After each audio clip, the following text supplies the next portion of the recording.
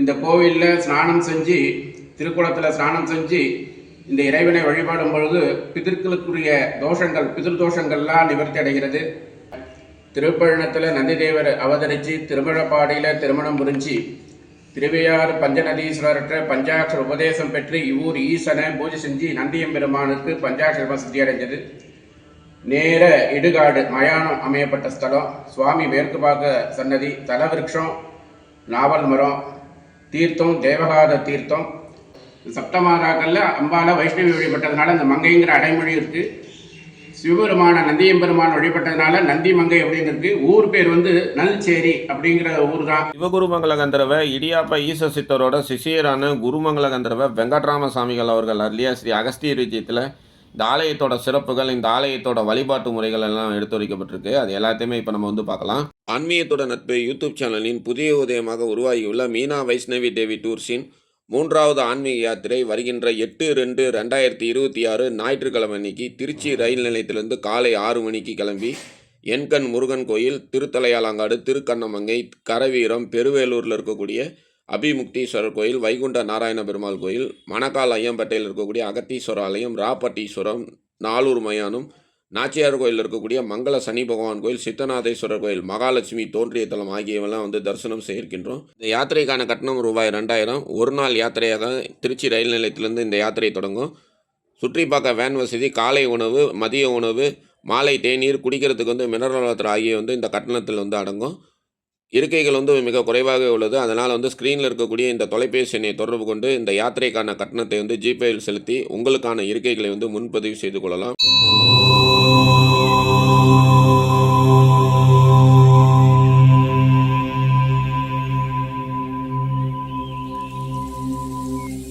ஆன்மீகத்தோட நட்பு யூடியூப் சேனலுக்கு உங்கள் அன்போடு வரவேற்கிறோம். இன்றைக்கி நந்திமங்கை இங்கே அருள் பாலிக்கக்கூடிய ஜம்புகேஸ்வரர் தரிசனம் பண்ண தான் வந்திருக்கோம். இந்த ஆலயம் எங்கே இருக்குன்னு சொல்லி பார்த்தோம் அப்படின்னா, தஞ்சாவூர்லேருந்து கும்பகோணம் செல்லும் சாலையில் தஞ்சாவூர்லேருந்து சுமார் 11 கிலோமீட்டர் தொலைவில் தான் காணப்படுது. கும்பகோணத்துலேருந்து வரோம் அப்படின்னா ஐயம்பேட்டை தாண்டி ஐயம்பேட்டையிலேருந்து தஞ்சாவூர் செல்லும் சாலையில் சுமார் 5 கிலோமீட்டர் தொலைவில் தான் காணப்படுது. நீங்களே இந்த ஆலயத்துக்குள்ளார சென்று சாமி தரிசனம் பண்ணிங்கன்னா எப்படி இருக்குமோ அது மாதிரி தான் இந்த காணொலியானது அமைக்கப்பட்டிருக்கு. நீங்கள் நம்ம சேனலில் சப்ஸ்கிரைப் பண்ணால் பார்த்துட்டிங்கன்னா மறக்காமல் நம்ம சேனலை சப்ஸ்கிரைப் பண்ணிக்கிங்க. அப்படியே பக்கத்தில் இருக்கக்கூடிய பெல் ஐக்கானை கிளிக் பண்ணிக்கிங்க. அப்போ தான் நம்ம போடுற இந்த மாதிரி ஆன்லைன் சம்மந்தமான பதிவுலாம் உங்களுக்கு நோட்டிஃபிகேஷனாக கிடைக்கும். நீங்கள் நம்ம சேனலுக்கு எதாவது சப்போர்ட் பண்ணுவீங்கன்னா கீழே தேங்க்ஸ் பட்டன் இருக்குது, டிஸ்கிரிப்ஷனில் பே லிங்க்ஸ் இருக்குது. ஜாயின் பட்டன் அழுத்தி நம்ம சேனலில் மெம்பராக ஜாயின் பண்ணுங்கள். வாங்க இந்த தளத்துக்குள்ளார சென்று இங்கே அருள் பாலிக்கக்கூடிய அகிலாண்டேஸ்வரி மற்றும் ஜம்புகேஸ்வரர் தரிசனம் பண்ணிடலாம். சப்த மாதர்கள் வழிபாடு செய்த சப்த மங்கை தலங்களில் இன்றைக்கி நம்ம தரிசனம் பண்ணக்கூடிய இந்த ஆலயம் 4வது ஆலயமாக காணப்படுது. மேலும் நந்தி பகவான் இந்த தலத்துக்கு 1008 பிரதோஷ பூஜைகள் செய்து இங்கே இருக்கக்கூடிய சிவபெருமானோட பாத தரிசனத்தை பெற்றதாக சொல்லப்படுது. பெண்களாக பிறந்த அனைவரும் தங்கள் வாழ்நாளில் வருடத்துக்கு ஒரு முறையாவது இந்த சப்த மங்கை தலங்களை தரிசனம் பண்ணும். அதுவும் குறிப்பாக ரத சப்தமி மற்றும் நவராத்திரி வரக்கூடிய காலங்களில் பெண்கள் இந்த 7 ஆலயங்களையும் தரிசனம் செய்யும் பொழுது அவங்க வாழ்வில் ஏற்படக்கூடிய இன்னல்கள் யாவும் நீங்கும். பெண்களுக்கு 7 பருவங்கள் சொல்லப்பட்டிருக்கு. அந்த 7 பருவங்கள் பெண்கள் சந்திக்கின்ற பிரச்சனைகள் ஏராளம். ஒவ்வொரு பருவத்திலும் இருக்கக்கூடிய பெண்கள் அவர்களுக்கு உரிய தலங்களில் வழிபாடு செய்யும் பொழுது பெண்கள் வாழ்வில் ஏற்படக்கூடிய அனைத்து விதமான இன்னல்களும் நீங்கும். சப்த மாதர்களில் வைஷ்ணவி வழிபாடு செய்த தலமாக இந்த ஆலயம் காணப்படுது. காசியிலிருந்து வந்த நாதசன்மா மற்றும் அனவித்தை தம்பதிகள் சப்த மாதர்கள் மற்றும் பார்வதி எண்ணை வழிபாடு செய்த 7 சிவாலயங்களையும் வழிபாடு செய்து பேறு பெற்றுள்ளார்கள். காசியிலிருந்து வந்த அந்த தம்பதிகளுக்கு அன்னை மடந்தை பருவத்தில் காட்சியளிச்சிருக்காங்க. அதாவது கன்னி பெண் வடிவில். டீனேஜ் வயதில் இருக்கக்கூடிய பெண்கள் தங்கள் வாழ்வில் ஏற்படக்கூடிய இன்னல்கள் நீங்க வழிபாடு செய்ய வேண்டிய சக்தி வாய்ந்த தலமாக இந்த ஆலயம் காணப்படுது. எங்களோட குழந்தை டீனேஜ் பருவத்தில் இருக்குது, அவள் நாங்கள் சொல்கிறதே கேட்க மாட்டேங்கிறா, நல்லா படிக்க மாட்டேங்கிறா அப்படின்னு சொல்லி வருந்தக்கூடியவர்கள் இந்த தலத்தில் வழிபாடு செய்யலாம். ஆலயத்துக்குள்ளார வந்தோன்னா இரட்டை கணபதி அருள் பாலிக்கிறாரு. இன்றைக்கி நமக்கு இந்த ஆலயத்தில் நல்லபடியாக தரிசனம் அமையணும்னு சொல்லி இந்த இரட்டை விநாயகர் வழிபாடு செய்துக்கிறோம். இந்த தலத்தில் அருள் பாலிக்கக்கூடிய இரட்டை விநாயகரை வழிபாடு செய்யும் பொழுது வாழ்வில் ஏற்படக்கூடிய அனைத்து விதமான பிரச்சனைகளும் நல்ல விதமாக தீர்ந்து இன்பம் பெருகும் அப்படின்னு சொல்லி நம்பிக்கையாக காணப்படுது. சப்த மங்கை தலத்தில் இன்றைக்கி நம்ம தரிசனம் பண்ணக்கூடிய நந்தி மங்கையில் அருள் பாலிக்கக்கூடிய இந்த ஜம்புகேஸ்வரர் ஆலயத்தில் இருக்கக்கூடிய மூலவர் மேற்கு நோக்கி அருள் பாலிக்கிறாரு. சப்த மங்கை தலங்களிலே இந்த ஒரு தலத்தில் மட்டும்தான் இறைவன் மேற்கு நோக்கி அருள் பாலிக்கிறாரு. ஒரு மேற்கு நோக்கிய சிவாலயத்தை தரிசனம் செய்கிறது 1000 கிழக்கு நோக்கிய சிவாலயத்தை தரிசனம் செய்த பலன் கிடைக்கும். ஆலயத்துக்குள்ளார வந்தோடனே இந்த தலத்தில் அருள் பாலிக்கக்கூடிய அம்பாள் வந்து தரிசனம் பண்ணிக்கிறோம். இவங்க தான் இந்த தலத்தில் அருள் பாலிக்கக்கூடிய அம்பாள் அகிலாண்டேஸ்வரி. அன்னை வந்து இந்த தலத்துக்கு வந்து மடந்தை பருவத்தில் வந்து, அதாவது வந்து டீனேஜ் வயதில் இருக்கக்கூடிய பருவத்தில் வந்து இந்த தலத்தில் அருள் பாலிக்கக்கூடிய மூலவர் ஜம்புகேஸ்வரரை வந்து வழிபாடு செய்து சிவபெருமானோட பாத தரிசனத்தை வந்து பெற்ற தலமாக இந்த ஆலயம் வந்து காணப்படுது. ஜம்புகேஸ்வரர் வந்து இப்போ நம்ம நல்லா தரிசனம் பண்ணியாச்சு. இப்போ இந்த ஆலயத்தோட அர்ச்சகர் நமக்கு இந்த ஆலயத்தோட சிறப்புகள், வரலாறு, இங்கே வந்து வழிபாடு செய்கிறதுனால என்ன பலன் அப்படிங்கிறதெல்லாம் எடுத்துரைக்கிறாரு. வாங்க அவர் என்ன சொல்கிறான்னு கேட்டுட்டு ஆலயத்தோட பிரகாரங்களை வலம் வரும்போது மேலும் இந்த ஆலயத்தோட சிறப்புகள்லாம் நம்ம வந்து பார்க்கலாம். ஹரஹர நம பார்வதி பததே ஹரஹர மகாதேவா. நம்ம இங்கே பார்த்துட்டு இருக்கிற கோயில் வந்து தஞ்சாவூர் கும்பகோணம் மெயின் ரோட்டில் தஞ்சாவூர்லேருந்து 12 கிலோமீட்டர் தொலைவிலையும் கும்பகோணத்துலேருந்து 28 கிலோமீட்டர் தொலைவிலையும் உள்ள நெல்லிச்சேரிங்கிற கிராமத்தை நம்ம தரிசனம் பண்ணிகிட்ருக்கோம். இந்த கிராமத்தில் அகிலாண்டேஸ்வரி அம்பிகா சமேத ஜம்புநாத சுவாமி திருக்கோவில் ஏறத்தாழ 2வது பராந்தக சோழர் காலத்தில் கட்டப்பட்டதாக சொல்கிறாங்க. இந்த கோயிலுடைய வரலாறு பார்த்தீங்க அப்படின்னு சொன்னாக்க, திருப்பழனத்தில் நந்திதேவர் அவதரித்து திருமழப்பாடியில் திருமணம் புரிஞ்சு திருவையாறு பஞ்சநதீஸ்வரற்ற பஞ்சாட்சர உபதேசம் பெற்று இவ்வூர் ஈசனை பூஜை செஞ்சு நந்தியம்பெருமானுக்கு பஞ்சாட்சரமாக சித்தி அடைஞ்சது. நேர இடுகாடு மயானம் அமையப்பட்ட ஸ்தலம், சுவாமி மேற்கு பார்க்க சன்னதி, தலவிருட்சம் நாவல் மரம், தீர்த்தம் தேவகாத தீர்த்தம். இக்கோவிலில் அனாவித்யநாத சர்மர்கள், ஆதிசங்கரர் இவரெல்லாம் வந்து வழிபட்டு இருக்கிறார்கள். இந்த கோவிலில் ஸ்நானம் செஞ்சு, திருக்குளத்தில் ஸ்நானம் செஞ்சு இந்த இறைவனை வழிபாடும் பொழுது பிதர்களுக்குரிய தோஷங்கள், பிதிர்தோஷங்கள்லாம் நிவர்த்தி அடைகிறது. அன்னை அகிலாண்டேஸ்வரியாக காட்சி தருகிறார். அகில லோகத்தையும் ஆட்டி படைக்கக்கூடிய அன்னை அகிலாண்டேஸ்வரிக்கு முன் ஒரு பெயர் உண்டு. பிடாரி அப்படிங்கிற ஒரு பெயரோட ஆரம்ப நிலையில் இருந்திருக்காங்க. அன்னை வந்து எம்பெருமானே ஜலரூபமாக வடிவம் செய்ததுனால இங்கே ஜம்புகேஸ்வரராக இருக்கிறார். இந்த ஊர் வந்து 4000 வருடத்திற்கு முன்பு பெரிய புஷ்கரணியாக ஏரி பரப்புகளாக இருந்ததாக சொல்கிறாங்க. அந்த ஏரிக்கரையில் தான் இந்த கோவில்களால் அமையப்பட்டிருக்கு.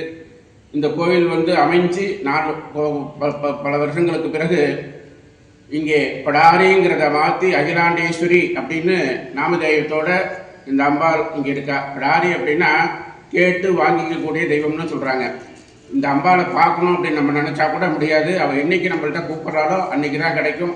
இந்த கோயிலில் வழிபட்டால் திருமண தடைகள்லாம் நிவர்த்தி அடையும், குழந்தை பேர்கள் கிடைக்கும், மற்ற இகபர சுகங்கள் எல்லாம் இந்த ஆலயத்திலே அன்னை வழிபடும் போது நமக்கு கிடைக்கும் அப்படின்னு நிறைய பேர் நம்பிக்கையோடு குலதெய்வமாக வந்து வழிபாடு செய்கிறார்கள். இந்த கோயிலில் இருக்கிற முக்கியமானது ஒன்றுன்னு பார்த்தீங்கன்னா நிக்கிரக அனுக்கிரக மூர்த்தி என்று சொல்லக்கூடிய விநாயகர், இரட்டை விநாயகர். அவர் நம்மளுடைய கஷ்டங்களெல்லாம் வாங்கி கொண்டு அந்த அனுக்கிரக மூர்த்தியாக தரிசனம் செய்யும் பொழுது நம்மளுடைய கஷ்டங்களெல்லாம் நிவர்த்தி செய்வதாக நிறைய பேர் வந்து வழிபாடு செய்கிறார்கள். பழமையான 3000 ஆண்டுகள் முந்தைய கிராமத்திலே ஒரு 1500 ஆண்டுகள் பழமையான கோயிலாக சொல்கிறாங்க. இந்த கோயிலை நாங்கள் பரம்பரையாக இந்த கோயிலில் பூஜை செஞ்சுட்டுருக்கோம். இந்த கோயிலில் நிறையா பேர் வந்து வழிபாடு செஞ்சு அருள் பெற்றிருக்கிறாங்க. இந்த கோயில் வந்து 7 ஊர் இங்கே பக்கத்தில் இருக்குது. சக்கரமங்கை, ஹரிமங்கை, சூலமங்கை, நந்திமங்கை. இது 4வது ஊர் நந்திமங்கை.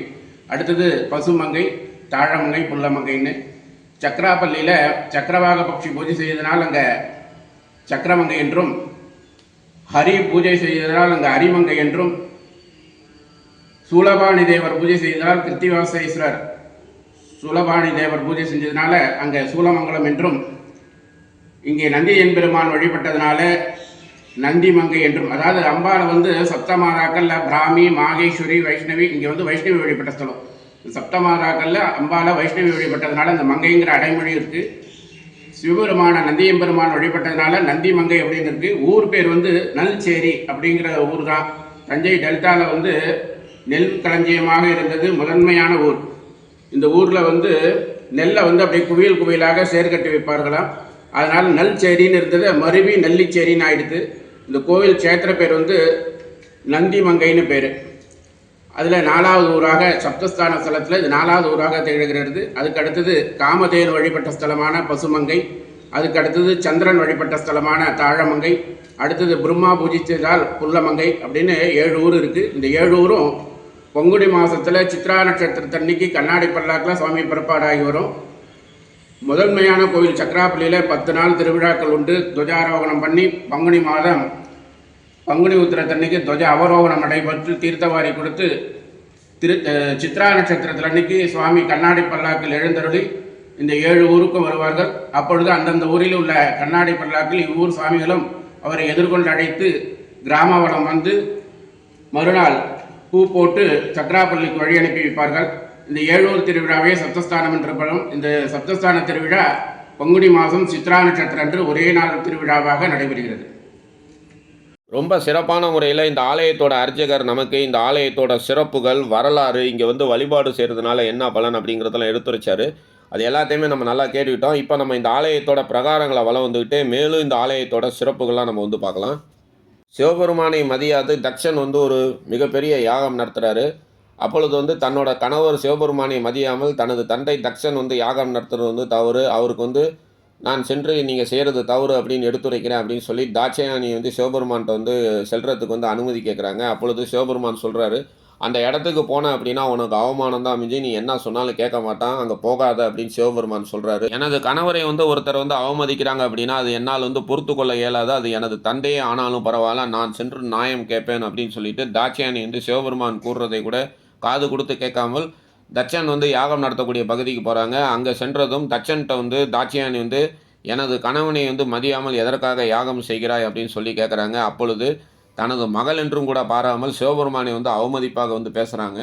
இதனால் சினம் கொண்ட தாட்சயானி தட்சன் வந்து யாகம் நடத்தக்கூடிய அந்த யாக குண்டத்திலே விழுந்து தன்னை வந்து மாய்த்துக்கிறாங்க. இதனால் கடும் சினம் கொண்ட சிவபெருமான் வந்து தட்சன் யாகம் நடத்தக்கூடிய பகுதிக்கு வந்து இறந்து போன தாட்சயானியோட உடலை வந்து தனது தோளில் சுமந்து ருத்ர தாண்டவம் ஆடுறாரு. அப்பொழுது தாட்சயானி அன்னையோட உடல் வந்து 51 பாகங்களாக சிதறி விழுது. அந்த இடங்கள் பார்த்தோம் அப்படின்னா சக்தி பீடங்கள் அப்படின்னு சொல்லி அழைக்கப்படுது. அதன் பிறகு பார்த்தோம் அப்படின்னா சிவபெருமான் வந்து தியானத்தில் போய் அமர்ந்துடுறாரு. தாட்சயானி வந்து மறுபிறவி எடுத்து பார்வதியாக பிறந்து வராங்க. அப்பொழுது வந்து பூர்வ ஜென்மத்தில் வந்து தான் செய்த தவறுக்காக பார்வதி அன்னை வந்து சிவபெருமானை வந்து வழிபாடு செய்கிறாங்க. சிவபெருமான் வந்து பார்வதியை வந்து மன்னித்து ஏற்றுக்கொண்டு பார்வதிக்கு வந்து விஸ்வரூப தரிசனத்தை வந்து காமிக்கிறாங்க. இருந்தாலும் வந்து சிவபெருமானோட அந்த விஸ்வரூப தரிசனத்தில் வந்து பார்வதி என்னை வந்து 7 தரிசனங்களை வந்து பார்க்க முடியாமல் போயிடுது. அதனால் வந்து சப்த மாதர்கள் வழிபாடு செய்த 7 தலங்களுக்கும் பார்வதி என்னை வந்து பெண்கள் வந்து இருக்கக்கூடிய அந்த 7 பருவ ரூபத்திலே சென்று வழிபாடு செய்து சிவபெருமானோட ஒவ்வொரு தரிசனத்தையும் வந்து ஒவ்வொரு ஆலயங்கள் வந்து பெற்றதாக வந்து சொல்லப்படுது. அந்த வகையில் வந்து பார்வதி என்னை இன்னைக்கு நம்ம தரிசனம் பண்ணக்கூடிய இந்த ஆலயத்தில் வந்து மடந்தை, அதாவது வந்து டீனேஜ் பருவத்தில் வந்து வழிபாடு செய்து சிவபெருமானோட பாத தரிசனத்தை வந்து பெற்றதாக வந்து சொல்லப்படுது. அதே மாதிரி நந்தி பகவானும் வந்து இந்த தலத்துக்கு வந்து 1008 பிரதோஷ பூஜைகள் வந்து ஆற்றி சிவபெருமானோட பாத தரிசனத்தை வந்து பெற்ற தலமாக இன்னைக்கு நம்ம தரிசனம் பண்ணக்கூடிய இந்த ஆலயம் வந்து காணப்படுது. நந்தி பகவான் வந்து தொடர்ந்து 1008 பிரதோஷ பூஜை ஆற்றிய தலம் அப்படிங்கிறதுனால இந்த தலத்தில் வந்து பிரதோஷ பூஜையை வந்து செய்து வழிபாடு செய்யும் பொழுது அனைத்து விதமான நன்மைகளும் வந்து சித்திக்கும். சிவகுருமங்கல கந்தர்வ இடியாப்ப ஈச சித்தரோட சிஷியரான குருமங்கல கந்தர்வ வெங்கட்ராம சாமிகள் அவர்கள் அருளிய ஸ்ரீ அகஸ்திய விஜயத்தில் இந்த ஆலயத்தோட சிறப்புகள், இந்த ஆலயத்தோட வழிபாட்டு முறைகள் எல்லாம் எடுத்துரைக்கப்பட்டிருக்கு. அது எல்லாத்தையுமே இப்போ நம்ம வந்து பார்க்கலாம். வளர்பிறை மற்றும் தேய்பிறை சப்தமி திதி ஞாயிற்றுக்கிழமை, செவ்வாய்க்கிழமை, வெள்ளிக்கிழமை மற்றும் பரணி நட்சத்திரம், அஸ்வினி நட்சத்திரம், ரோகிணி நட்சத்திரம், பூர நட்சத்திரம், சுவாதி நட்சத்திரம், ரேவதி நட்சத்திரம் போன்ற பெண் நட்சத்திர நாட்களில் வந்து வழிபாடு செய்ய வேண்டிய 7 தலங்களில் வந்து ஒரு தலமாக இன்றைக்கி நம்ம தரிசனம் பண்ணக்கூடிய இந்த ஆலயம் வந்து காணப்படுது. குறிப்பாக ரத சப்தமி நாளில் இந்த தலத்தில் வந்து வழிபாடு செய்யும் பொழுது சகல விதமான நன்மைகளும் சித்திக்கும். சப்தமி மற்றும் ரத சப்தமி வரக்கூடிய நாட்கள் மற்றும் மேற்சொன்ன நாட்களில் வந்து இந்த 7 ஆலயங்களையும் வந்து ஆலயத்துக்கு ஒரு நெய் தீபம் என்று 7 நெய் தீபங்கள் ஏற்றி வழிபாடு செய்யும் பொழுது 7 ஜென்ம பாவங்கள் அனைத்தும் நம்மை விட்டு நீங்கும். சப்தமி நாளில் இந்த 7 தலங்களையும் வந்து தரிசனம் செய்கிறது ரொம்ப சிறப்பு. அல்லது ஒரு சப்தமிக்கு ஒரு தலம் அப்படின்னு சொல்லி கணக்கு வைத்துக்கொண்டு ஒவ்வொரு சப்தமிக்கும் வந்து ஒரு மங்கை தலத்தை வந்து தரிசனம் செய்து 7 சப்தமிக்குள்ளார 7 தலங்களையும் தரிசனம் செய்கிறது வந்து தனி சிறப்பாக காணப்படுது. அதே மாதிரி நவராத்திரி வரக்கூடிய காலகட்டங்கள்லையும் வந்து இந்த ஆலயங்களை வந்து தரிசனம் செய்கிறது தனி சிறப்பு. சக்கராப்பள்ளியில் வந்து நடைபெறக்கூடிய அந்த சப்தஸ்தான திருவிழாவில் 4வது தலமாக இன்றைக்கி நம்ம தரிசனம் பண்ணக்கூடிய இந்த ஆலயம் வந்து காணப்படுது. ஆலயத்தோட பிரகாரங்களை வளரும் போது இந்த இடத்துல வந்து பைரவர் வந்து அருள் பாலிக்கிறாரு. பைரவர் வந்து தரிசனம் பண்ணிக்கிறோம். அடுத்ததாக நவகிரகங்கள் வந்து அருள் பாலிக்கிறாங்க. நவகிரகங்கள் வந்து தரிசனம் பண்ணிக்கிறோம். பெண்கள் வந்து ஒவ்வொரு பருவத்திலையும் வந்து சந்திக்கின்ற பிரச்சனைகள் வந்து ஏராளம்.